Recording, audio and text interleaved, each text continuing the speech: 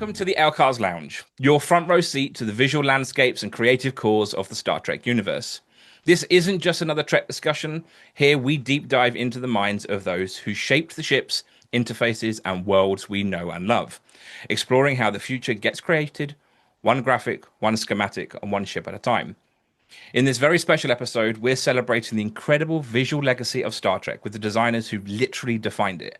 From the groundbreaking LCARS interfaces, iconic ship designs like the Enterprise NX-01, to the detailed worlds and subtle visual storytelling that brings Star Trek to life. We're going to cover it all.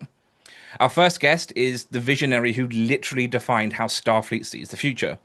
Mike Okuda created the iconic LCARS art interface, the elegant, intuitive graphic language that makes starship technology not just believable, but unforgettable. Across the decades, series from The Next Generation through to Enterprise and beyond, Mike's work has set the standard for futuristic design. When you think Star Trek, you're thinking Mike Okuda.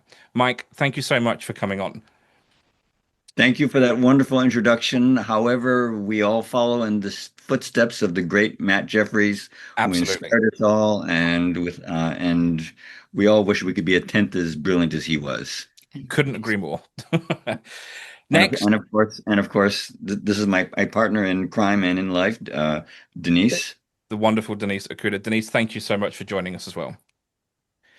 So next up, we have Doug Drexler, a creative powerhouse whose artistic fingerprint is on some of Star Trek's most beloved starships and memorable worlds. Doug's dynamic career spans makeup artistry, visual effects, and production design, but he's best known for his ship design, including the iconic Enterprise NX-01 from Star Trek Enterprise. With a keen eye for detail and boundless imagination, Doug doesn't just design ships, he gives them soul. Doug, again, thank you so much for coming on. Oh, well, thanks for having me on. I don't know who you're talking about. I don't recognize that person at all. This is the brains right here. That's the brains. He's adorable. So rounding out the trio is Geoffrey Mandel, the master graphic storyteller whose meticulous work brings depth and authenticity to the Star Trek universe. Geoffrey's detailed graphics, maps, schematics, and subtle visual touches populate Star Trek worlds, ships, with believable histories and cultures. His artwork doesn't just sit in the background, it's narrative, inviting fans to explore every detail. If you've ever paused on a screen to study a Star Trek map or diagram, you've seen Geoffrey's handiwork. Welcome to the lounge, Geoffrey. Thank you very much for inviting me. So, to kick things off, each of you have played a key role in defining how Star Trek looks and feels. Thinking back to your first day on set or in the art department, was there a particular moment or challenge early on that made you realize that designing for Star Trek was going to be something different? And whoever wants to go first can go first. When I first started Next Generation, I really wanted to follow in Matt Jeffries' footsteps. I wanted to riff off of what Matt did in the original series, because what he did was just so brilliant. Yep. And I was on the phone with Gene Roddenberry, and I said that to him. This is what I want to do. And Gene put the brakes on it. He said, no, I don't want it to be like what we did before. And Gene, to his very considerable credit, had the guts to say, I'm going to take what we did before and I'm going to set it aside. Yeah. So he wanted something that was radically different, and that gave me the freedom and the frightening opportunity to come up with something different. And that's a significant reason why Next Generation looks very different from what came before. Yeah. Doug, let's go with you then. What am I supposed to be saying here? So was there a particular moment or challenge early on that made you realize that designing for Star Trek was going to be something different? Well, I mean, in a way, and I know this is true for, all of us here, is that we were designing for Star Trek when we were kids, when we were watching the original series. And I always felt like, and I was studying my whole life to be on Star Trek, I came to Star Trek as a makeup artist, working for Mike Westmore. And of course, before the show aired, I had made contact with Bob Justman, and he invited me out for a visit. And I think that was the first time I ever heard of Mike. I was a New York makeup artist, and Bob was saying that, there's a West Coast union and an East Coast union. And he said, and I just remember him saying, well, our graphic designer's coming from Hawaii.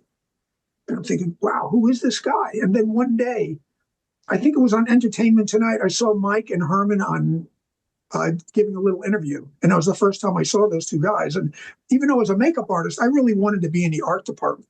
Right. And doing makeup on Star Trek was, I'd come off a monstrous, prosthetic show. So I was totally prepared to do this job. But when I saw Mike on stage one day over at the craft service table, I assaulted him. Well, maybe not, but I did. I think I assaulted him with compliments, basically. I think that was, I may have even embarrassed him a little bit, I think. But for me, it was all about getting into the art department. I was excited to be doing makeup, and I love Mike Westmore. And, so I did that for about 3 years. But getting to work with Mike in the art department was my idea of really, the dream come true. And although I had graphic design experience, working with Mike was kind of scary because I was so amazed at the work that he had done. I mean, as a makeup artist, I spent a lot of time on stage, and there's a lot of, waiting around on stage. And yep. I used that time to look at the sets, examine all the graphics. And, the graphics looked amazing on the show. But when you're there and you could put your nose right up against the plexi and see that the guy who was doing this has really thought this out. There's science fiction design, and then there's, I think it was Matt Jeffries I heard use the term aircraft logic, And when I looked at the stuff Mike was doing, it wasn't, fluffy science fiction stuff. This was just loaded with aircraft logic and believable. And this guy understood the ship and understood the technology. And, so that's really, really, really, really where I wanted to be. Got you. I don't know if I answered your question or not, but no, that's good enough. That's perfect. Geoffrey? I started out as a PA, so I remember I had a learning curve how to use the coffee maker. But the most aside from that, tool. It really was for my job anyway. But as Doug said, I sort of feel like I've been designing for Star Trek my whole life because I was doing Star Trek fanzines back in high school, and both Doug and I had published a number of things, the Star Trek giant poster book, the Starfleet medical reference. So it was something we were kind of already doing. Gotcha. Well, we're both New Yorkers, and it really started with the Federation Trading Post. That's how I met Jeff. Very true. Very true. Back in the day, now in the union there are a lot of really fine graphic artists who have experience in science fiction. Back then, absolutely not. And so one of Doug's major contributions to Star Trek was that he recommended Jeff Mandel. I knew of Jeff because what a mistake! What I had seen Jeff's work in. I remember the Space 1999 Eagle blueprints in Starlog, which were just amazing, and I was certainly aware of his Starfleet medical reference. So when Doug said that Jeff might be available, I'm going, holy crap! And oh, he's available. So we were very, very lucky to have someone who A, was an experienced graphic artist, and B, really understood science fiction. I think one of the things that's very special is that we all grew up with Star Trek and we love Star Trek. And so when we got together, it was true teamwork and we enjoyed each other's company and we knew what we were doing was special. And I think that's very unusual in this business to find that type of environment. And we all worked on Star Trek a long time. So it very, Pollyanna to say it's family, but we really were a family. And I think that made a huge difference in the way we all approached the work. And of course, we were together more on stage and together in the art department than we were in our homes because we worked such long hours. So it was a wonderful time in our lives, I think. So then to kind of keep it on that, so let's start then with something that's, well, instantly recognizable across multiple Star Trek eras. It's the LCARS interface. Whether it's the clean orange and purple curves of the Enterprise D or the tactical readout on Voyager's astrometrics labs, LCARS has helped define what the 24th and 25th century looks like on screen. It wasn't just functional. In my opinion, it's beautiful. And decades later, it's still inspiring everything that fans build in real-world UI design. So, Mike, let's start with you then. LCARS has become one of the most iconic elements in Star Trek's visual identity. When you first came up with the concept for TNG, what were the kind of guiding principles behind that layout and aesthetic? When I was in college, I worked at the University of Hawaii Computing Center, and I had a grand old time playing with the IBM mainframes and time sharing. And on one hand, they were incredibly cool machines, and it was a lot of fun. On the other hand, I was astonished at how bad the interfaces were, how they were designed for the convenience of the engineers and the programmer, not for the user. So that was a major influence. The other thing was purely practical. I wanted something that when the camera got really close, it had a sense of organization that I don't necessarily want to figure out how warp drive works, but I want you to believe that if you studied it more closely, you could figure that out. But also, I was aware, and all of us are aware, that when you pull back and it's a wide shot, if it's all fussy little detail, it turns into a blob. You can't see anything. So you needed a larger scale of organization overlaid upon that. And so we always tried to give the design both layers, and actually more than that, so that even when it's a wide shot or it's a close up on the actor and the backgrounds is out of focus, yeah, you get a sense of the organization, and I think we were pretty successful in that. Absolutely. So how did LCARS then sort of evolve over TNG, DS9, and Voyager? And then how much of that evolution was driven by the storytelling versus production needs? Production was by far the most important thing. When I started Next Generation, they really hadn't thought a great deal about control panels and interfaces. Right. But as a lifelong Star Trek fan, I was aware that in the original Star Trek, they spent a lot of money on the bridge, and they had these cool displays. But on the other sets, they didn't have as much money. So I was aware that in episodic television, you have a lot of money in the pilot episode, but I knew that we would be going to different parts of the ship every week. So I needed to devise a style of control panels that was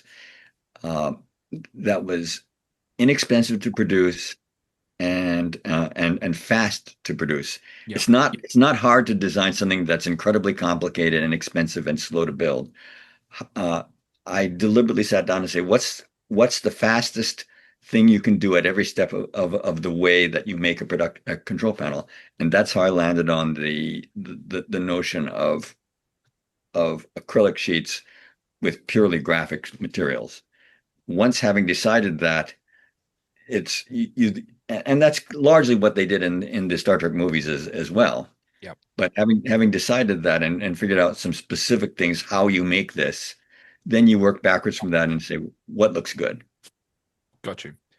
So I could just listen to Mike all day long. I think we all could. Geoffrey, as someone who's had to sort of continue and expand the LCARS design language, how do you maintain the kind of system's integrity whilst adapting it to new uses, new technology, and then obviously modern audiences? I think I was probably a little bit of a fly in the ointment because I always wanted to do new things with LCARS, like add colors or put in interesting colors and textures. And Mike, to his credit, would kind of rein me back in and say, I don't know if we want to do like colorful bubbles on the Enterprise E bridge. So it was, but in a way that kind of worked out pretty well because I was pushing and he was pulling, and so I think we ended up with a pretty nice compromise, at least on Voyager and the movie that I work on, Insurrection. Yeah. So but that also by staying within that bubble, as you say, that gave you space to push it at the point where it really was appropriate for the 25th century for Picard, Yeah. and Yes, that I gave think you so. that space to grow into. Yeah, no, and Dave Blass also had a role there. He was very keen on keeping LCARS. I did some early ideas for the Stargazer backlets, and they were a lot more, like other science fiction movies and TV shows that you're familiar with like rotating globes and things. And he said, no, we want it to be all vector. He also is a very big fan of the original LCARS. Yep. So, and again, that was probably a good thing to pull me back, because if I had had free reign on King of the any of candy these shop. shows, it would have been very different. So it would have been immense. yeah, I can imagine. So just kind of overall, goes out to anyone. Did you approach it as more as a functional system within Starfleet or as a storytelling tool first?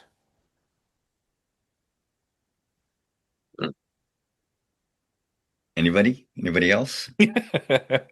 More I think in terms of something that's a pleasing graphic layout that just looks good on the screen than either of those two. But, okay. So we'll go with the story. We'll say it's a storytelling tool first. So then why do you think LCARS, more than any other sci-fi interface, and there's hundreds of them, continues to feel futuristic even today?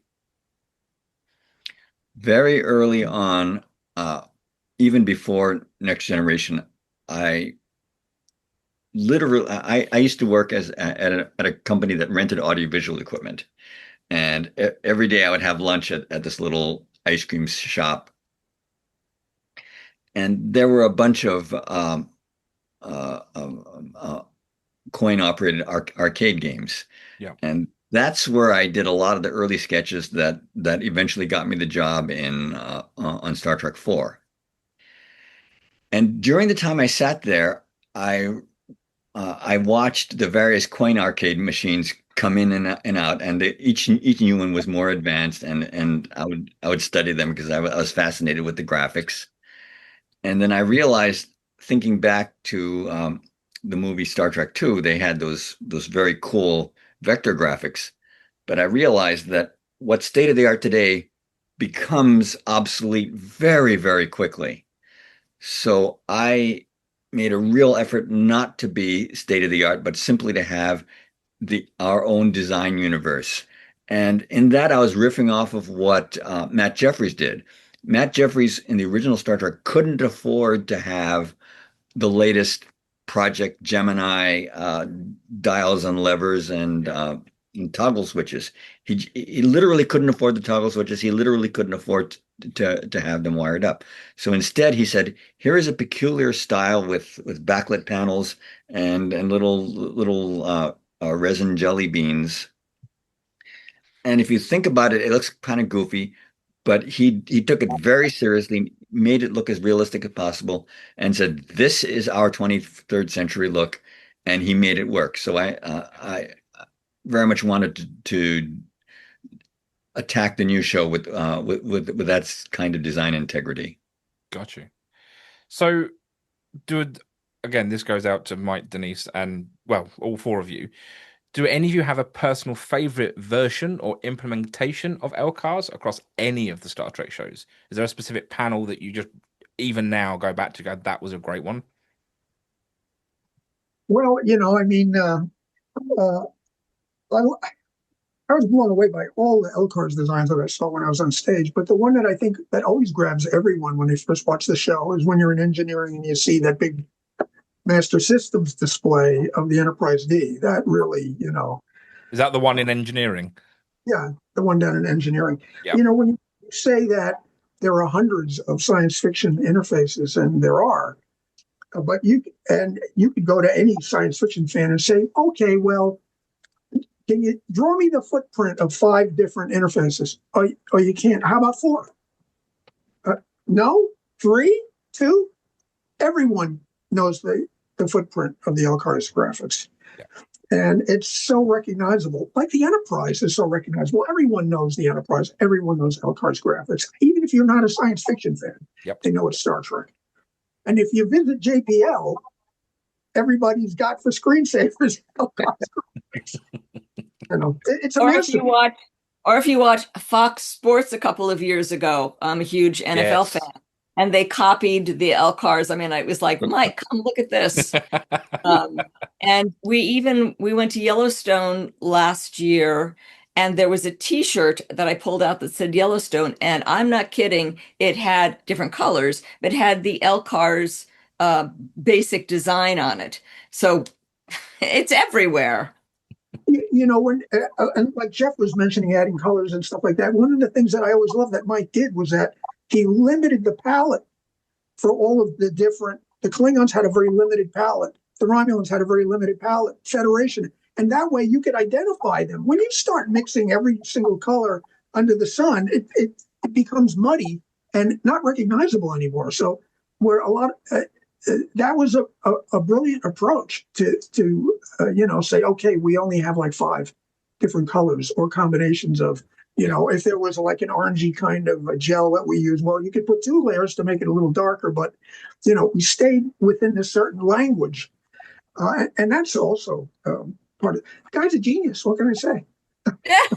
Absolutely. Couldn't agree more. I agree. So I tell you what, let's keep that notion then. The Galaxy class Enterprise D wasn't just a starship. It was a home, a symbol for many fans, and for a lot, their introduction to the Star Trek universe. With its clean interiors, sleek curves, and inviting palette, the D redefined what a starship could be. It's not just a tool for exploration, it's a living space for families, scientists, diplomats. Visually, it set the tone for the entire Star Trek era. So, Doug, whilst you weren't necessarily in the art department for TNG from the start, you've worked closely with its legacy ever since. From your perspective as both a designer and a fan, what makes the Enterprise D such a standout? Carpeting. Absolutely. It ain't the D unless your feet sink into the floor. I think that the original series Enterprise is, of course, the greatest of all of them, and they've all have been restylings of that. Yeah. If Matt hadn't done something so brilliant, in the beginning, I don't think any of them would have been half as brilliant. The D and the original ship are my favorites, I think that when my involvement came along, it was always important to me that it grew from what we had seen before, and that they're not science fiction designs. I think that you could do science fiction designs for alien races, but when it comes to Starfleet, it really needs to have that aircraft logic and believability about it. Yeah. And there's a piece of footage on YouTube where it was at some convention where it was like a Starship Smackdown, and people were like voting on the greatest ships of all time, and the Millennium Falcon, and they didn't realize it, but what's his? Now I'm blanking on his name. Neil deGrasse Tyson was in the audience. I don't think many people realized it. And he got up and he made a speech about the original Enterprise. And he said, when that came out, there was a picture of it up there. He said, that was the greatest, the most amazing, the sexiest. And of course, the audience went absolutely bonkers. And he's totally right.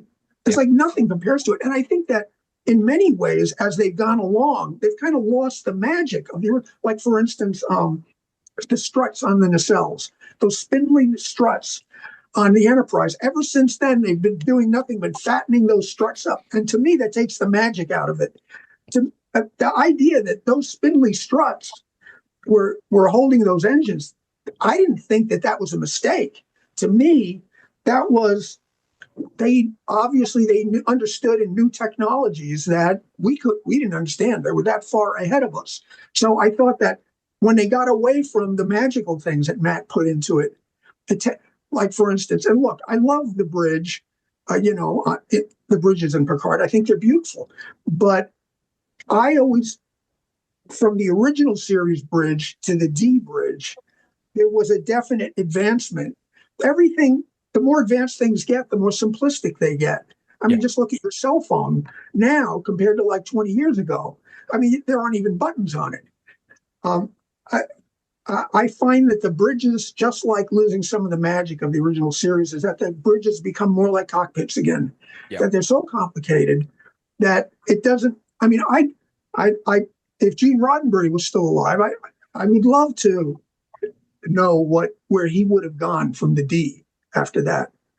And once again, I'm blathering, and I don't know if I answered your question or not, but that's just the way I am. Absolutely. No, I get that. So Mike and Denise, the Enterprise D has a softness and a kind of elegance to the way it made them feel and lived in. How did the graphics contribute to that tone? Was there a kind of a conscious effort to avoid the kind of cold sci-fi aesthetic?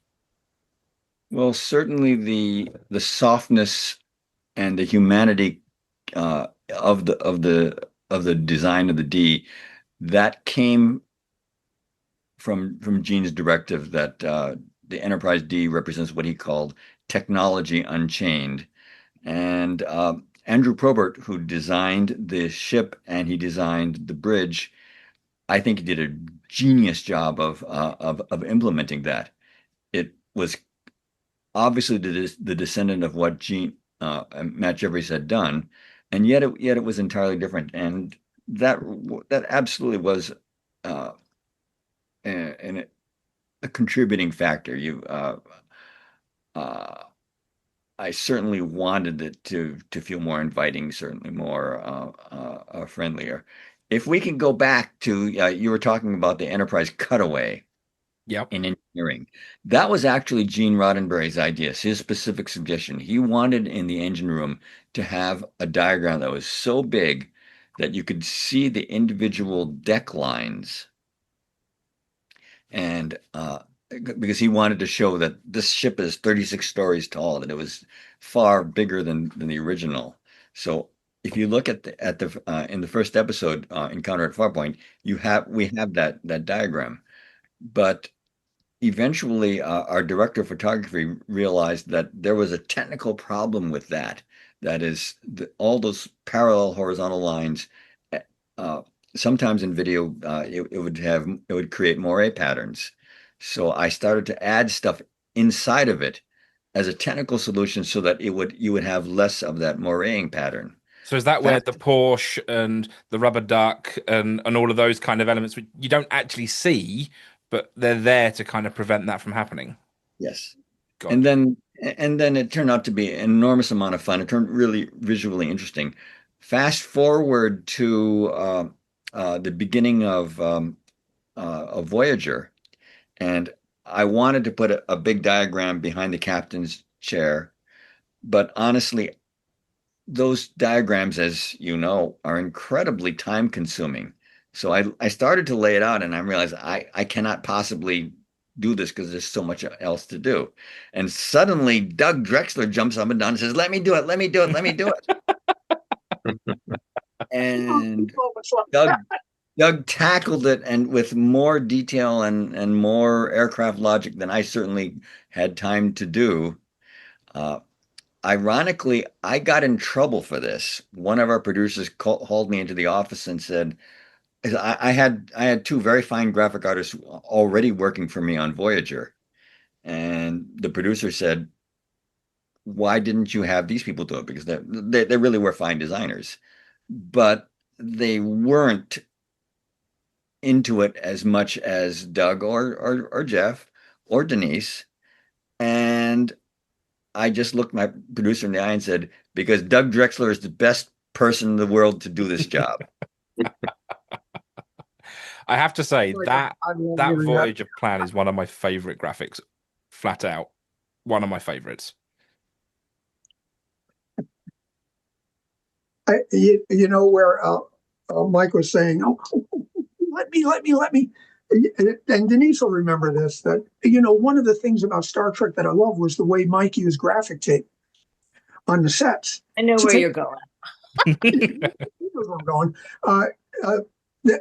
You could take a set, you could add like $20,000 worth of production value. We'd have a tape caddy with all different widths of tape, and we'd go down to have a tape party, and we would tape up sets, add panels, and I know Mike was amazing. We all got really good at it, being able to run a line perfectly level without a level, But there was a DS9 episode where we had a crashed runabout, Yangtze Kion. Yeah. And they built a section of the runabout full size, crashed, and it had no panel details on it at all, and it looked like a big bar of soap almost, And Denise and I went down with Herman Zimmerman to take a look at it, and he says, "I apologize, but I'm going to have to ask you guys to, do some taping detail on this." And I'm like jumping up and down, going, "Oh boy, oh boy, oh boy, oh boy!" And Herman looks at Denise and says, "Is he kidding?" She says, "No, Herman, he's not kidding." Thing I remember about our taping, I mean, we did a lot of taping parties and so forth, was the pilot for DS9 and Ops. There's a pit right in front of the view screen. Yep. And literally, I mean, there was no time. There never is enough time. And literally, Doug and I were down there working, and they warned us. They said, "We're going to roll the camera." It was this big sweeping crane shot. And we literally worked up to 30 seconds before the director yelled action. Remember that, Doug? And we just got the hell out of there as soon as they told us, you're going to be on camera. And we got the hell out of there. So yeah, many taping adventures. That was literally the first shot in Ops. Yeah. The camera started in it. Yeah. It was on a camera set. It went up and swept across the set and finally tracked over to Cisco's office. Surely it would have just been easier to put you all in Starfleet uniforms and just keep you taping, no? Then you could have just recorded it. The episode. Yes. I have this great memory. We were in Ops, and back then we didn't have big TV screens and stuff. They were all kind of small, and they would be in the center of a plexi panel. And in Ops, there was this big piece of plexi near the operations table, and there were, I think, 3 monitors in there, and they were just like 3 small square monitors, and they looked like what they were. And I'll never forget. I mean, we were looking at that, knowing it needed something else, and Mike grabbed some tape, and basically created that shadow frame thing around the monitors that took the curse off the TVs. They don't look like TVs anymore, and it integrated it into, and it was brilliant. It really was. Mike Okuda, I love you. Well, I tell you what, let's keep on the DS9 then for a minute. So obviously it took a much bolder, sort of darker direction. It was serialized. It was focused on a fixed point in space rather than on a ship. Visually, DS9 had to kind of reflect that, from that stark Cardassian architecture to the layered cultural interfaces and the Dominion War escalation. The kind of station became a character in its own right. So then on that side of stuff, obviously there's very little LCARS in DS9. How did you change your approach then to kind of come up with that Cardassian look and feel? The main challenge was because we still had to produce it. We still had the same practical challenges that you face on Next Generation. That is time and money and such. So the usual things.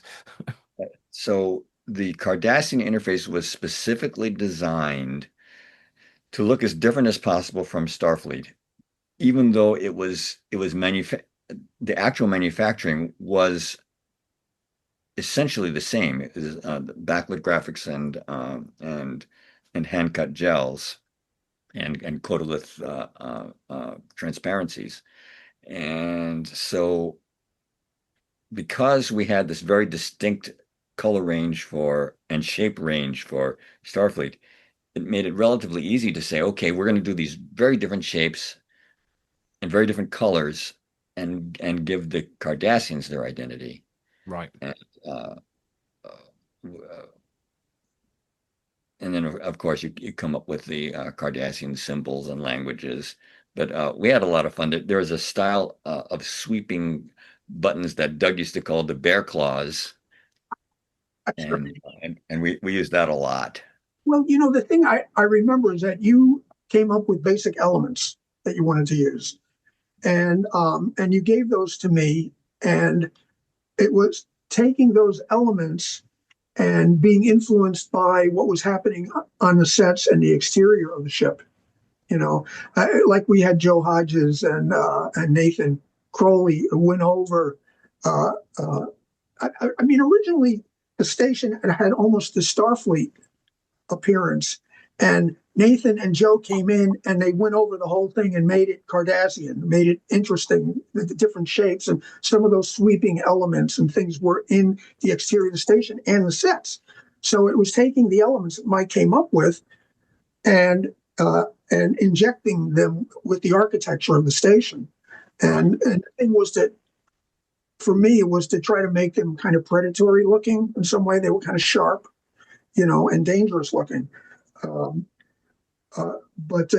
that's how that evolved. I mean, Mike always said to me, he says, like when, say, for instance, the Bajoran, symbols and logos, take these elements from the set and work them into your logo or your interface. We did that with Bajoran interfaces as well. It was all informed by what was being designed overall for the racial identities of it.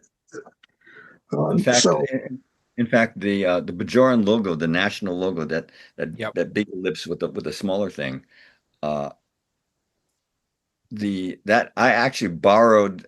Nathan Crawley had designed the set, which was the Bajoran temple, where we first meet. I think it was where we first met Kaiopaka. Yep. Yeah. And if you look at the floor plan, the whole room was an ellipse, and on one end of it was a spiral staircase, and that became the basis of the Bajoran symbol.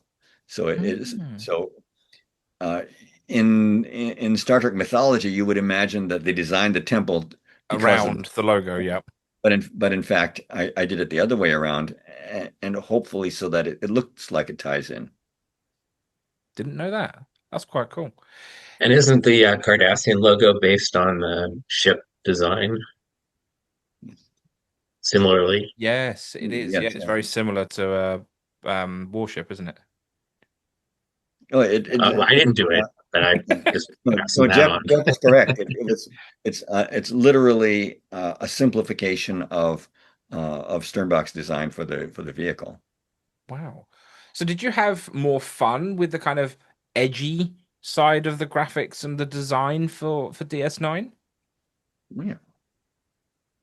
Did you feel you could have a bit more freedom with it then, but then you weren't quite so constrained with what had come before? I have to say though, when I came onto DS9, I wanted to do Starfleet. To me, that was the most exciting thing. So there was a part of me that was, I'm disappointed is the wrong word. I wasn't disappointed. I was thrilled.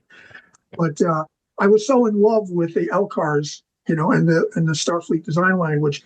Of course, and so we had a party on the runabouts, which was Starfleet. And then when the Defiant came in, and we got a chance to do, more Starfleet.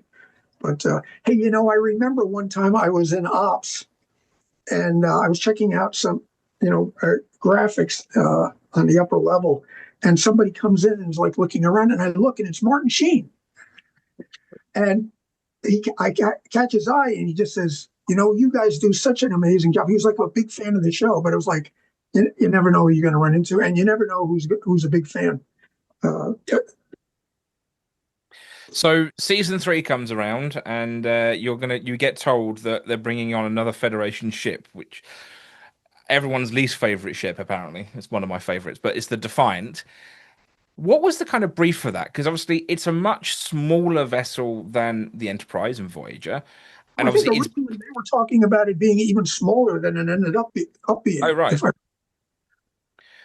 But obviously, it's bigger than a runabout, and I'm guessing because it's more of that kind of militaristic vessel, it is a battleship. It's a warship, isn't it? It's not sort of a pleasure cruise like the Enterprise is. What was your kind of thoughts then on how to kind of lay that out? When you say lay out, you're talking about what? The LCARS and then obviously I've lost my train of thought now. Let's go with the LCARS. So obviously the LCARS on the bridge, you've got one station at the front, which was obviously different because back in TNG you had your 2 stations. You had Ops and Con, whereas obviously they were combined into one on the Defiant. And obviously the bridge itself was a lot smaller, a lot more dense. That's the word I was looking for, dense. The big difference in doing the Defiant bridge and all the graphics and stuff was that Mike had been using polar motion on Next Generation, which I actually love polar motion. I love the way it looked. Mike was always so amused that I loved it so much. For him, it was like he was having to settle to come up with this really clever way of having movement. But now on DS9, we had monitors. Monitors were like a whole new thing. And Right. and Denise became, she wrangled all that stuff and kept it all on track. I mean, and then when we went to Enterprise, you had designed that entire mission control that the bridge was run by. That was even more impressive than We're going to don't worry. We're going to talk about the NXI-1 in a bit. But it was the monitors that really made it different. That departed from where we were on the Enterprise D. Got you. Were there any ever moments where DS9's look took you kind of out of your comfort zone creatively? No. Anyone? Bueller? Yeah. Okay, then let's move on then to Voyager. It wasn't just another Starfleet ship. It was lost with no backup, no star bases, just that long journey home through uncharted space. The isolation shaped everything, including how the ship looked. It felt it had to be sleek, self-sufficient, and believable as a vessel, constantly in motion into the unknown. Geoffrey, Voyager gave you a chance to build out a lot of the new graphical elements. Was it more freeing or more challenging to create visuals for places and tech that no one had ever seen before? I came on after the Voyager had already been established and all the graphics. So I was the Alien of the Week guy, which was really very challenging, coming up with a new look and a new color palette, because I happen to agree with Mike's theory that each race should have a fairly distinct color palette. So, I mean, I got to admit, I may have reused a few things. But, it's like every week it's an... Oh, Frozen. Jeff is frozen. galaxy, so it's completely... Oh, really? broke Every week up it's a completely new... For a second. Every week it's a... Go ahead. Go ahead. I was just going to say, every week's a completely new alien race with their own language, font, design, philosophy. Some maybe were a little bit more thought out than others, but a lot of times it's like, oh God, I've got to do a complete bridge in 3 days, and then a factory with the same language. It's like, oh. So it was, challenge creatively. So many alien interfaces by the time you got there. How do you keep coming up with new stuff? Exactly. Yeah. I couldn't really reuse any of Wendy's because that was aliens that we'd already seen in past, like no more Kazons, no more. But it was fun. I enjoyed the challenge, and it was very, very exciting when I had my first bridge, the first bridge that I ever did with, it was actually Live Fast and Prosper. It's kind of a fake Starfleet bridge, and like all mine, like from top to bottom. So that was a very fun experience for me. Comically large comm badges and rank pips. I remember that episode. Yes. So did you ever sneak in any kind of small nods to earlier Trek design, just to remind us that kind of Voyager is still part of the Starfleet? I can't say that I did. I definitely did some of that on Picard, but not so much on Voyager that I can recall. Got you. So, Mike, Voyager's LCARS felt like a very natural evolution from TNG, but also a little tighter, maybe a bit more refined. Did the ship's smaller scale and kind of long-haul mission influence how you designed those interfaces? Not the smaller size of the ship, but by the when we were doing Next Generation, I largely did physical paste ups on artboard using stone knives and bear skins. And by the time we reached Voyager, almost all of even the backlit graphics were generated using were designed using Adobe Illustrator. And one of the large advantages of it is you could take large segments and place them into another graphic. So because of that simple change in the workflow, the graphics started getting a little more complex. Right. The other major change for us was, besides, as Doug mentioned, the video playback, was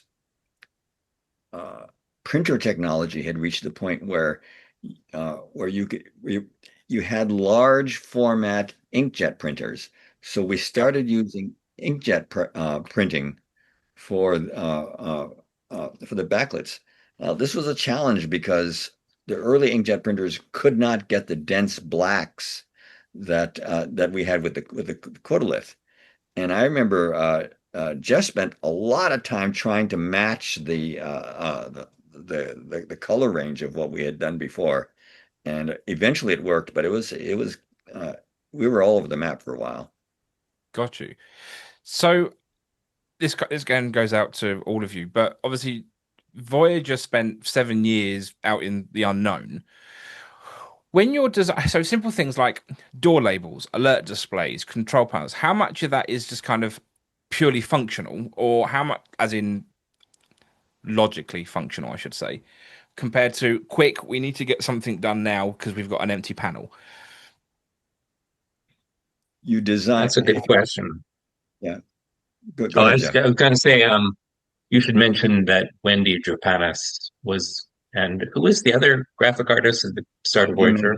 Wendy Drapanis and That's Jim, right. They were with us. They were basically responsible for all that, and I know Richard James, the production designer, had a few notes. Like, he didn't want to have door signs that had the name of the room. He wanted just to have kind of a barcode on the door. That way they could be reused. So if you look at Voyager doors, it's like no 01 main bridge. It's all just kind of lines and things. I've never noticed that. Well, how I many mean, times it I've watched worked. Voyager It worked. It worked. But also, if you look back at Next Generation, the font that I used for door labels was deliberately narrow, because for a similar thought process, you didn't want them to call attention to themselves. Right. Okay. So because obviously then it was obviously shot on film and lower, and TV was a lot lower resolution. It didn't look so obvious then on the door panel. And also, you don't want the audience to see mistakes. You don't want to see, wait, this isn't the rec room. This is some entirely different room, because things do slip through the cracks, unfortunately. Got you. Not under my watch, personally, but it's been known to happen. So if you can remember, are there any kind of like blink and you'll miss it, kind of like Easter eggs and that you kind of snuck into Voyager over the years?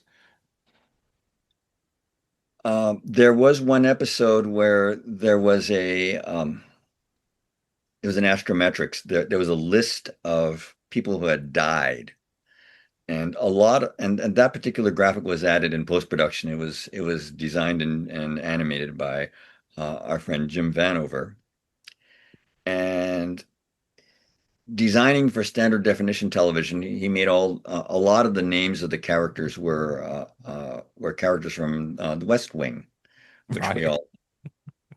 The problem is that now, even streaming, the standard definition streaming is much clearer than interlaced NTSC was back in the day. Yep. And those names became more obvious than we would have liked. I mean, I think even now on Paramount Plus, Voyager still only streams at 480p. But 480p is much clearer than 480i. Yes, that's true. That is very true. Because obviously I know for the Next Generation, all of those labels have got lots of quirky little messages on them, shall we say? Not all of them, but some of them do.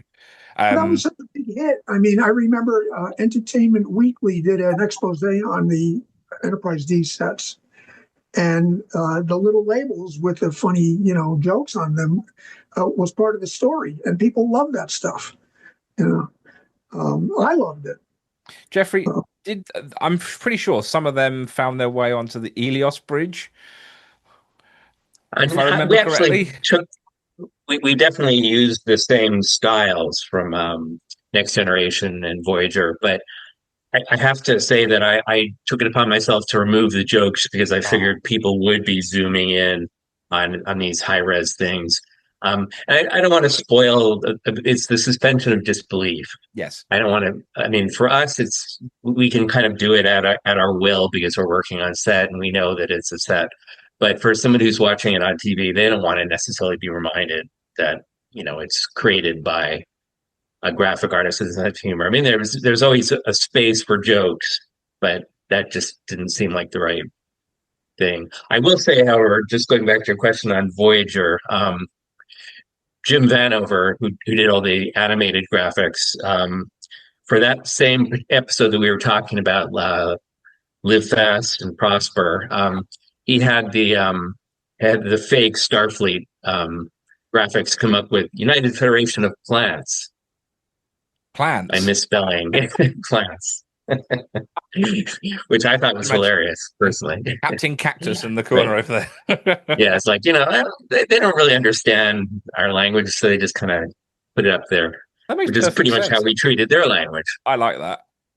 Yeah. Jeff, by the way, was entirely correct about the gags and the labels on Enterprise, but or what Picard, but because it's in 4K, which is even you can see everything.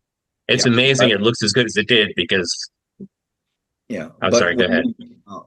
On Picard, we recreated the Enterprise D bridge. Yes, and I recreated the capsule labels, and I asked Liz Klaskowski, our art director, do you want labels with gags or labels without gags? And she ran it up the flagpole and she didn't get an answer. So under pressure time, I generated two sets. Yep. With gags and without gags. And I gave her both and said, whichever one you decide to use, go ahead. Wow. And Liz couldn't get an answer. So she finally chickened out and said, okay, we're going to use the versions without gags. Yeah. What she didn't realize is that that message got lost, and they actually used the version with gags. But fortunately, you couldn't see it. I have some.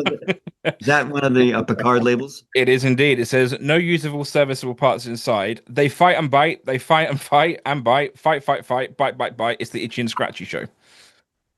That's actually one of the ones I did for Insurrection. I was a big Simpsons fan. Okay. Yeah, Jeff wrote a lot of the gag labels in Insurrection. Did you do it in First Contact as well? I did some for I can't remember what Starfleet ship it was. It might have been the Runabouts when I was at Deep Space Nine, but I remember mostly working on Insurrection and adding a lot of jokes. I mean, some were Johnny Joss and other people. Okay. Because I've got another one here that's got Petticoat Junction on it. Anything with the theme song is likely to be me.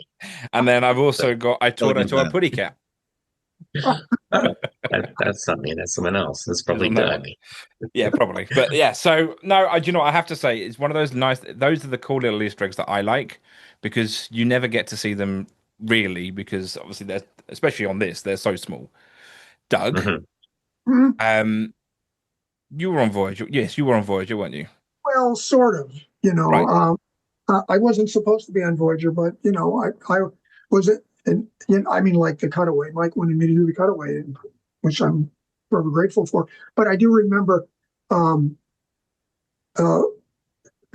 ruling had come down from on high not to use other people from DS9, and when the Voyager had to be detailed with pinstriping and pennants and stuff like that, Mike and I went down to Tony Meininger's Brazil Fabrications to detail it, right? And which was incredible fun.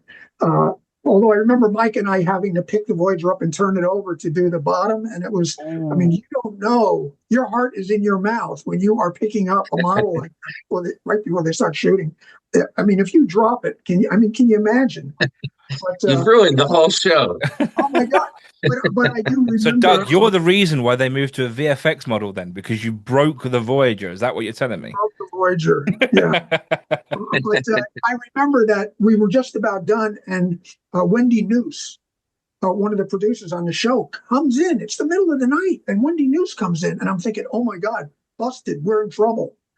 And I'm worried about it. But she talks to us for a few minutes, and she looks at me and she says, and thank you, whoever you are. and after she left, Mike says, don't worry, she's one of us.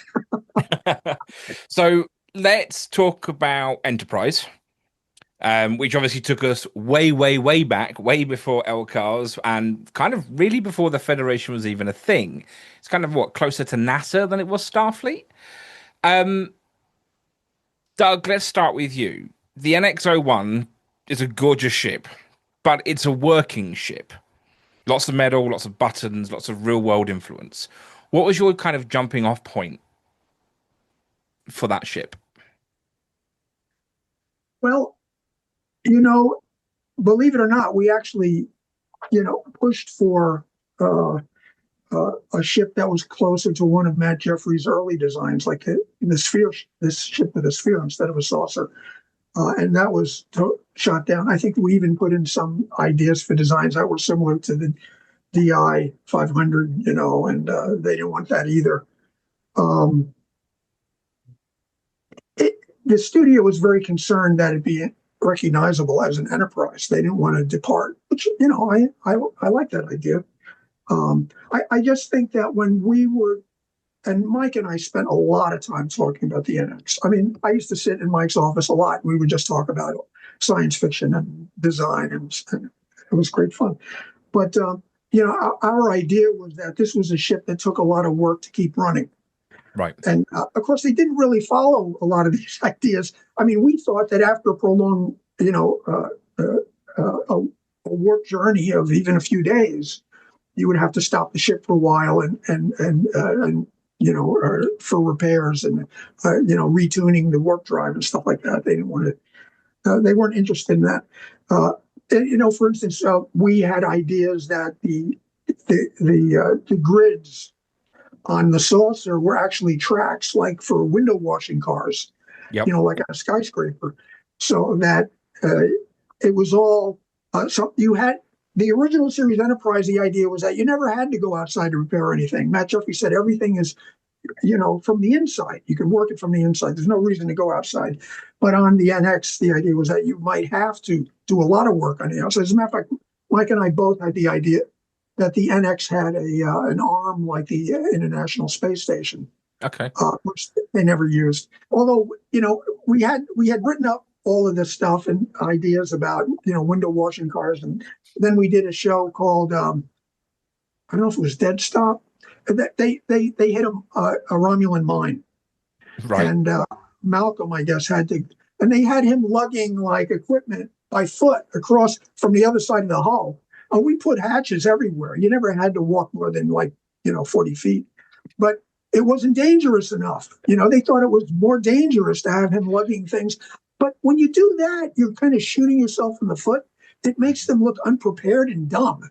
Yep. It's like, did you not think that you might have to, So it's very recognizable as an Enterprise, but it just isn't. It's not the latest cell phone. Yep. There's a lot that you have to a lot of work to keep it running. Honestly, I thought the ship has that metallic look, and that wasn't really what I wanted. I wanted something a little more like the original series Enterprise. Right. That was brighter.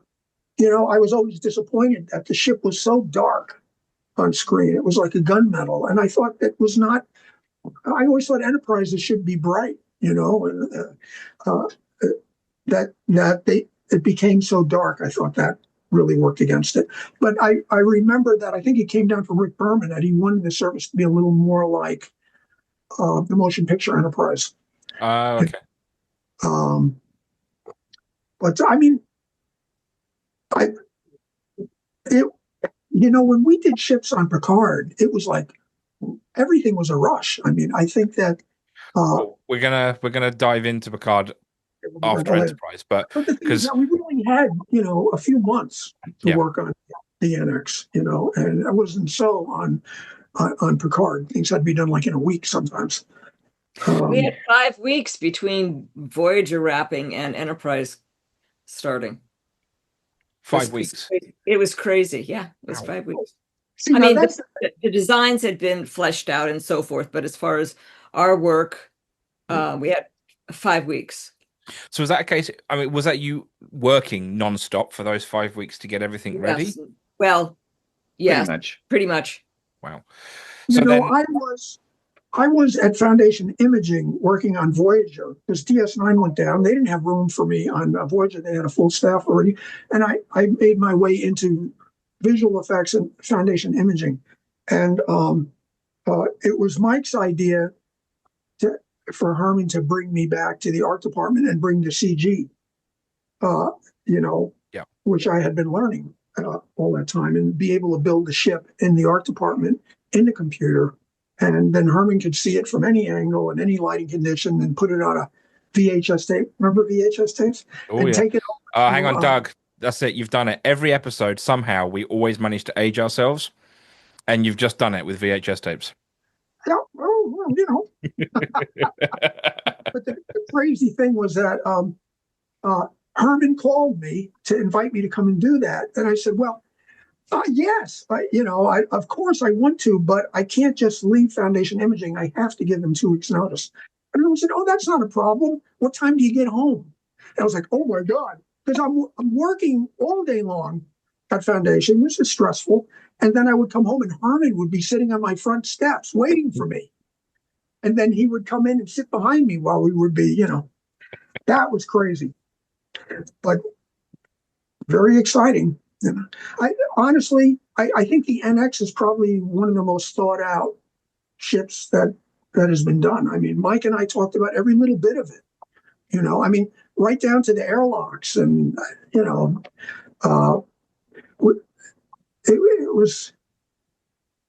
it was a crazy experience, but oh my God, it's so wonderful. So obviously, Mike, LCARS doesn't exist at this point. You have to kind of essentially throw the book out the window and start again with how Starfleet works and how it runs, whilst still kind of making it visually readable and, well, as Doug said earlier, cool on screen. Where did you start with something like that? Because those bridge screens they're phenomenal. The first thing, and in fact, I had a meeting with one of our producers who said, you can't just do what you had done on Next Generation. And I said, I totally understand. You're absolutely right. But what you as producer have to understand is that LCARS was specifically designed to be as inexpensive as possible. Yeah. So literally everything we change is going to cost you money. It's going to cost you more money. And I think it's money well spent, but it's going to be a lot of money. And I don't remember the number, but it was fiercely more than we spent on any previous Star Trek. But the genius of Matt Jefferies' design of the original show was that it was so simplified that it looked really, really advanced. Yeah. So the brief for Enterprise was that it's much more primitive, and I interpreted that to mean that the controls are much clunkier. They're much more tactile. There's dials and there's buttons and keyboards and discrete physical screens. And to the extent that some fans looked at the fact that we had these animated screens and thought it looked more advanced, I think we were not entirely successful. But visually, we did what I think we met the brief. I think we were successful in creating a bridge between the present day NASA space shuttle and Kirk's Enterprise. I think it to my eye, it looks partway between. Absolutely. And, one of the things that I'm very proud of is if you look at the video screens, the computer screens on the bridge, all the screens have on the right side a column of colored icons. Yep. And they look like a grace note. They really were just a grace note. But it was my intention that these be the precursor to what became Kirk's Enterprise, which have screens entirely full with icons. Yep. So we looked over the progress of the series. First year we had a row of icons. Second, we had 2 columns. And then we had 3 columns. And then in some episodes where we jumped even further into the future, you had some screens that were entirely covered with icons. And hopefully at that point you realize, oh, this is pointing toward Kirk's Enterprise. So did you ever kind of feel tempted to kind of stick a little sort of proto LCARS elements in there at all? Not really. No? We were I was very conscious that I didn't want to mix the metaphors. Got you. And in fact, I specifically didn't call it LCARS. I was responsible for the word LCARS in Next Generation, so Yep. I came up with SCOMS, Spacecraft Operations and Management System, and I put it on a few abbreviations. I don't know if anybody ever noticed. Do you know, I've never know. I didn't even know it had a name, but now I do. Yeah, and in fact, I contributed a tiny bit to the animated series Lower Decks, and one of the writers wanted to know what we called the operating system in Enterprise, and I think they worked into dialogue. I'm now going to have to go hunting for that. Now, am I right in thinking, and now I could be wrong here, I remember a few years ago seeing a picture of the NX-01 bridge with all the lower panels being removed, and it was just chock full of the Cube Macintoshes. That's in the control room that controlled all the video on the bridge. Ah, right, okay. Yeah, that was Ben Betts, who was our video engineer. Amazing job. He also went forward and he worked on many things, but he worked with Jeff on Picard, Yep. along with Larry Marquardt and Todd Marks. Yep. But yeah, that was the control room running the video monitors on all of our sets, but on stage 18 on the Enterprise bridge, yes, that was the control room. It was quite an amazing, efficient way of putting everything together simplistically, but very complex. It was quite a feat of engineering. I suppose that really kind of transforms onto modern day Trek then really as well, because that's exactly the same as they're doing it now. Mac minis and video screens, and so that was kind of I'm guessing that was the kind of precursor to what we have today. Prior to that, on Voyager and DS9, we used these custom modified 3/4-inch video cassettes that played back. Right. And as a result, you really couldn't change anything. You couldn't switch anything. You just had to play a loop. Whereas Ben Betts, who is a genius, figured out how to network all these computers and working with Jim Vanover, we now had the ability to switch on screen. When the captain says go to red alert, we can switch to red alert. We couldn't do that before. So how was that done on Voyager then? Because obviously there were scenes on Voyager where there are red alert graphics. Not many, but there are some. Yeah. You generally didn't see it live on screen change from condition normal to condition red alert very often. Although we did have computers on Voyager, you didn't see that very often. A lot of time was a burn-in, but we did use it later on as the seasons went on in Voyager. We did have that capacity to be able to do a loop and then hit a command and then jump to red alert. But back then, that was a real kludge. Yeah, it was. So, did the historical placement of Enterprise give you more creative freedom, or was it kind of more pressure, knowing that you kind of have to get it right? We had an enormous amount of freedom because we weren't tied to everything that we had done on Next Generation, Deep Space Nine. Or even from the original series. So there was an enormous amount of freedom.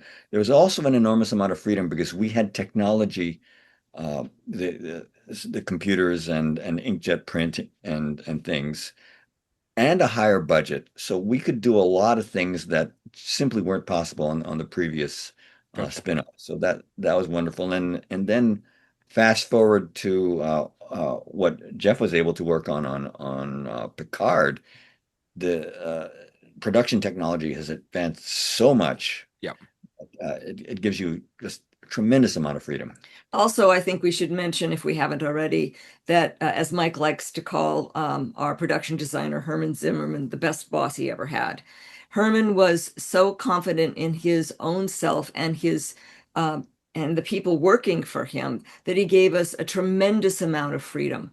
You know, Doug, I see you shaking your head. Yes, Yeah. he was so supportive that he had an idea and he had a direction and so forth and so on. But if we had ideas, he was completely open to hearing them. He supported us. It was really a wonderful working experience back in those days. Yeah. Early in Next Generation, we knew we wanted the control panels to be backlit. Yeah. But I had a particular way that I wanted to fabricate them. Herman was familiar with a different work path, which is more traditional, but Herman's not a graphic artist. I explained to him that this way you're describing is not only more expensive and it's slower, but it's not going to look as good, and he couldn't visualize it. Right. And yet he let me do it the way that I wanted to do it because he trusts the people that he works for. Another Herman story, fast forwarding to Star Trek Enterprise, we did an episode where they're in a plaza outside of Starfleet Command. Yes. And it was shot on New York Street and Paramount Pictures. And it was literally the day before filming. And I said, Herman, I really wish I wanted to put a big sign out front that says Starfleet Command or Fleet Operations Center or something like that. Yeah. Just needed that. And I didn't think of it earlier.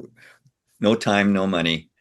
And there was this big old planter box on the sidewalk. Herman took the planter box, tipped it on its side, and said, here, we'll paint the back gray, and you can put letters on it. Thinking on your feet, literally. Yeah. Doug, a friend of mine turned around to me and said that there is a incredible creative powerhouse, which is John Eaves and Doug Drexler, and when the two of them get together, they create nothing but magic. Chaos.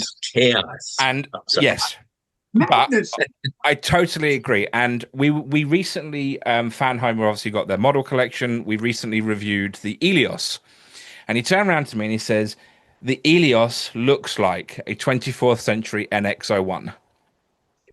I have to say that I have looked at it and said, yeah, it is kind of an NX-01 in a way. Aha. And I love the Eleos. I think it's a great ship. It's a gorgeous ship. Very beautiful. But Dave Glass is great to work with, and John Eaves and I have worked together for a long time, and it was like kind of a dream come true to work on ships together. The great thing about Picard, and I forgot what I was going to say magazine, but website or whatever, when they had that first view of the Stargazer in season 2. Yep. They said, we haven't seen a Starfleet ship look like this since, the old days, with the type of detailing. When you look at those ships, you could find a phaser strip, you could find an airlock, you could find a warp core egress, it's all there. Yeah. And it's the kind of stuff that if it isn't there, you feel butthurt a little bit, Yeah. But so that was the exciting thing about working on Picard, was making sure all of that stuff was there that we know fans are looking for. Well, we're fans, But working with John and Dave was awesome. It like I said, there was actually a lot less time on all of these things. I was modeling in CG. Yep. John would do some, rough sketches, and then I would build it out the way I thought it should be. And then it would go to Dave Blass, and then we'd talk about it and add some more. Like the Duderstadt ship, which I love that ship, and you barely get to see it. But I think I built that like in a week.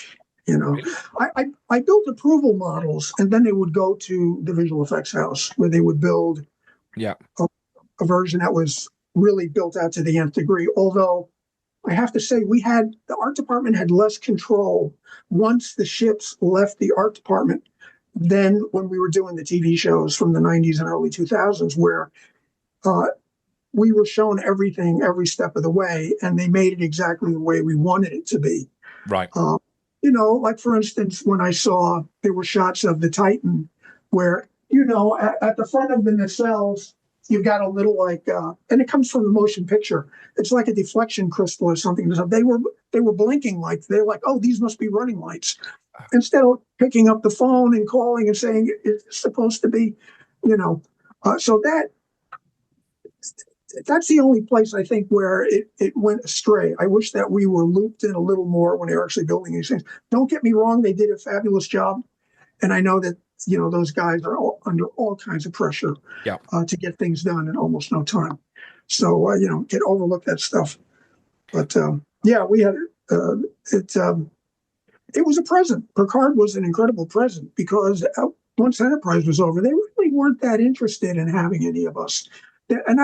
And look, you have to understand that there are people who want to put their spin on it, or this, or do it the way it should have been, or. And the other thing is that when you bring in an art director or production designer, they usually have a team that they've been working with for a while, and they want to work with those people. I totally get it. Yep. Well, I've been very fortunate enough to actually see your FBX file for the Stargazer. And mine or the one that they built? No, yours. Oh, cool. The file name literally has Doug Drexler in the file name. And I have to say, it's a gorgeous work of art. Even in that kind of rougher, earlier stage, it is a gorgeous work of art. Well, I had a fantastic time doing those, and I thought that the renders that I did, the ship looked. Actually, I think forgive me, visual effects guys, but I thought that they tend to go a little overboard with plating and stuff like that. Where the panels and the plating become so overwhelming that especially when you pull back from the ship, that stuff should be going. You shouldn't be. We're used to when we see things from a distance because of particulates in the air and stuff. Yep. It disappear. If you look at an aircraft carrier, from a few thousand feet away, you're not seeing all those panels and stuff. They should be dropping out. The ship doesn't look clean. No particulates in space. Just nope. Yes, there is. Space dust. Yes, space dust. Come on. If for some reason that they decide to do Legacy, which who knows, and we do go back, and Terry was in charge, I would tell Terry that yes, they did a fantastic job, but would like to be looped in, as visual effects is building the stuff, so we can put our sense in. But on the other hand, like I said, things happen much faster on Picard than they did on the TV shows. Mm. You would think that they had a lot more time, but they don't. No. And we have to give a big shout out to Terry Matalas. Yeah. I mean, especially third season of Picard was a dream come true for not only us, but for, I think, fandom in general. Yeah. We finally got Star Trek back. Yeah. And it's a shame it was for one season. But what a miracle. I mean, really, absolutely. You can't go home again. That's what they say. Yep. But we got to go home again. And it's a treasure. And if it never happens again, well, that wouldn't be a surprise in this business.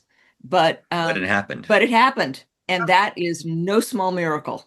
Yeah, and just a big shout out to Terry. The amount of respect that we got from Terry and Dave Blass. Even when we were working the older shows, they respected us. But it was, for instance, Terry seemed more concerned that I was happy with what was happening with the ship. he was less concerned about whether he was happy. You go, well, what do you think? Are you happy with it? I'd never heard that before. It was pretty amazing. Crazy. Yeah, I mean, it was a fan love letter, wasn't it? Season 3 was a fan love letter. Oh yeah. So okay, so Mike and Denise, obviously you weren't necessarily designing LCARS directly. There were some instances where you provided panels, but you weren't the main it wasn't your main responsibility. But you worked closely with Andrew Jarvis and his team, providing original files, guidance, feedback. What was it like kind of seeing your original system reinterpreted in a modern show with today's tools and standards? At the beginning of the second season, Dave brought me on to consult a little bit on the reimagining of LCARS. So we corresponded for several weeks, and I gave a lot of notes and things. And so I understood that they wanted to say, okay, we are quite a few years later. Let's do it differently. Yeah.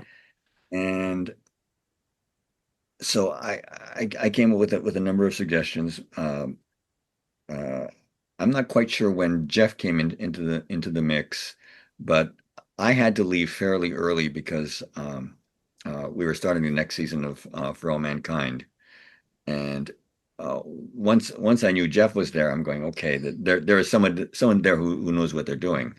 You know what, Andrew Jarvis, I give him 100% of the credit. He really he updated it in a lovely way, I think. But I may have had a few little notes here and there, but he's kind of the unsung hero behind Picard, if you ask me. What was the color palette yours? We did a number of test color palettes, and it was based partly on the one little scene that we saw aboard a Starfleet ship from season 1, where they used kind of a grayish red palette. We tried blues. We tried, I mean, like Todd Marks was wanting to do all blues and greens, was used in the first couple of seasons of Discovery. And I was like, no. So we finally settled on the grays and the reds, and that actually worked out really well. When I saw the grays and the reds, I thought, that's Jeff. I definitely was advocating for them, but I think the final color palette you'd have to give Andrew Jarvis credit for. He codified it, and yeah. But I worked a lot with Andrew to give him pieces. Yep. Am I now? I could be wrong here, so I apologize in advance. But am I right in thinking the transporter display was yours? I did the transporter display and the transporter console. They were closely based on the things in the Next Generation. Right. Okay. Now that makes perfect sense, because I saw obviously on the panel on the Next Generation. Obviously, you've got the 3 strips, haven't you? That you rub your fingers up, which is obviously initializing and that. And I saw they were also pulled across into Picard. Obviously, the little transporter icons as well, which I think were they Matt Jeffries? Oh, those were Lee Cole's. They Lee Cole's.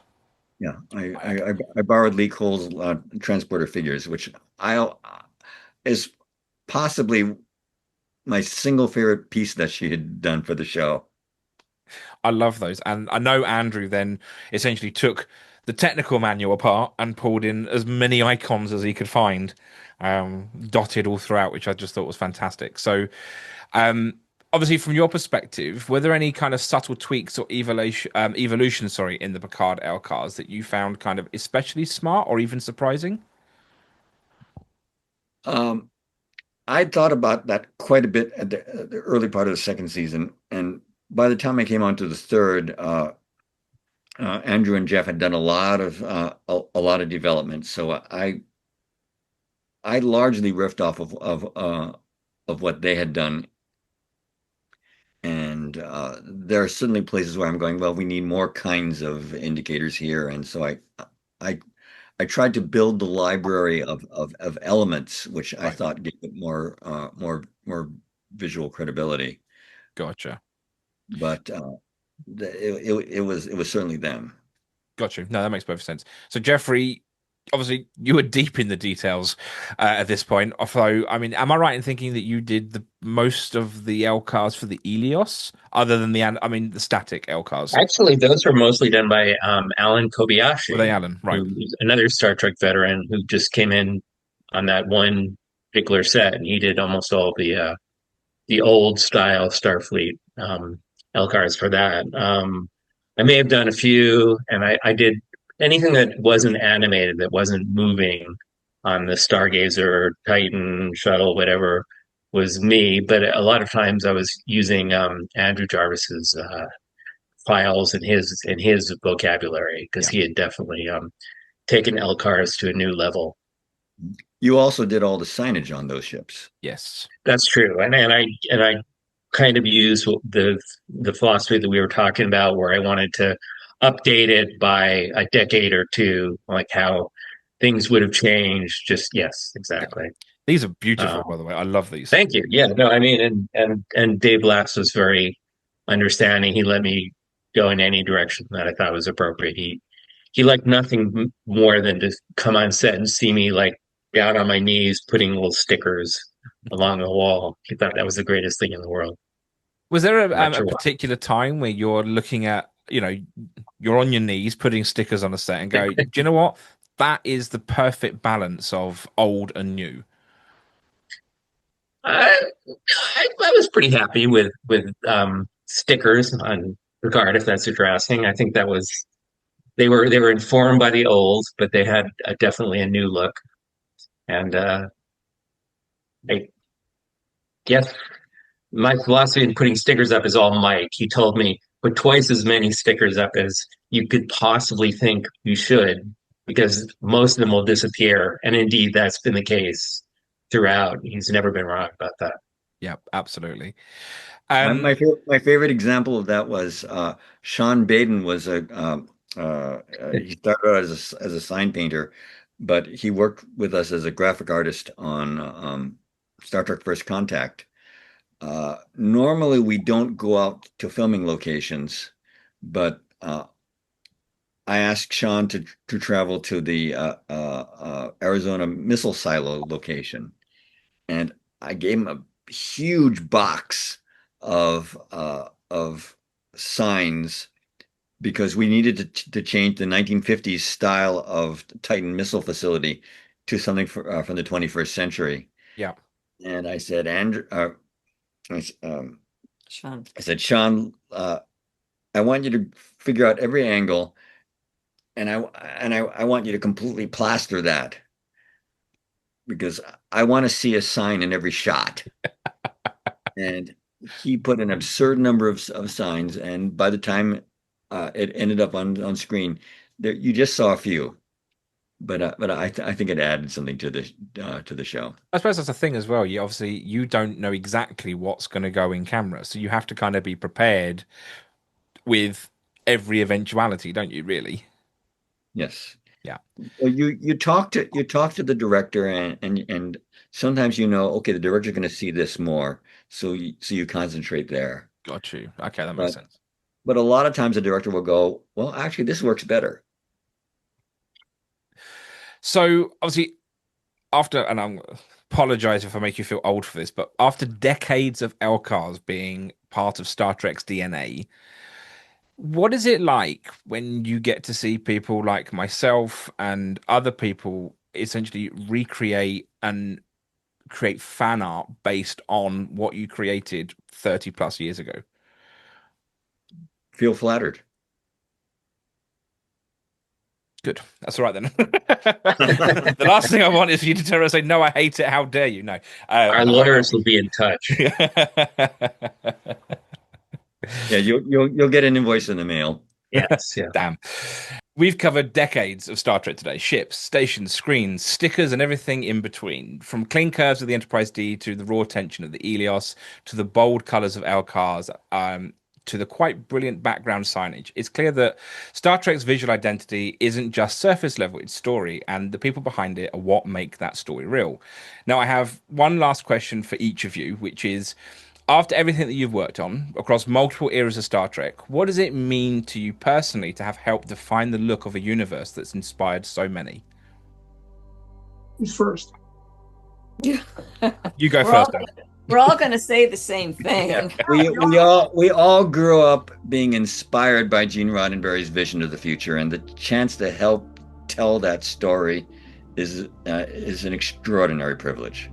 It's a privilege, and it's so sorely needed today. Absolutely. To have the hope and optimism of Gene Roddenberry's Star Trek. And all of us have been so fortunate to be able to participate, and we never took it for granted. We still don't take it for granted. It's probably one of the most positive things that we've done in our lives, I think. I think we're all on the same wavelength. Yeah, I mean, we're all, we always talk about how there's the shared childhood thing, and we all shared that same childhood, discovering the show. I mean, watching it when it was first run, I remember, and Denise, you and I have talked about this, you get to an end of an episode and you'd sit there and decompress for just a couple of minutes, chewing over what you'd just seen. Really honest, Star Trek made me who I am. That's no exaggeration at all. And Star Trek, Gene Roddenberry's Star Trek, is still one of the greatest science fiction accomplishments, filmed of all time. Absolutely. Only anything comes close. No, absolutely. Mike, Denise, Doug, Geoffrey, thank you. Your work hasn't just supported Star Trek's legacy, it's helped define it.